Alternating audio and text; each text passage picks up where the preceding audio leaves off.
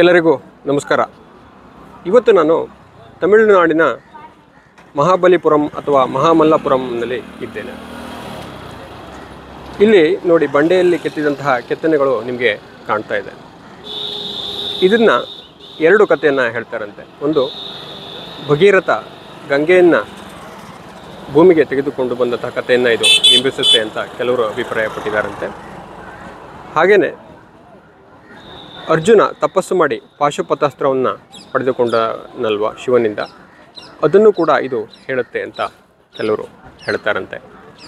ನೋಡಿ, ಇದು ಯಾವುದನ್ನು ಬಿಂಬಿಸುತ್ತೆ ಅಂತ ನಾನು ಮುಂದೆ ನಿಮಗೆ ತೋರಿಸ್ತೀನಿ, ನೀವು ನಿರ್ಧಾರ ಮಾಡಿ. ಇಲ್ಲಿನ ಅದ್ಭುತಗಳಿಗೆ ನಾನಿವತ್ತು ಸಾಕ್ಷಿಯಾದೆ. ಬೆಳಗ್ಗೆ ಸೂರ್ಯೋದಯವನ್ನು ನೋಡ್ಕೊಂಬಂದೆ ಸಮುದ್ರದಲ್ಲಿ. ಹಾಗೆಯೇ ಇಲ್ಲಿ ಬಂಡೆಗಳಲ್ಲಿ ಕೆತ್ತಿರುವಂಥ ಹಲವು ಕೆತ್ತನೆಗಳನ್ನು ನೋಡಿದೆ.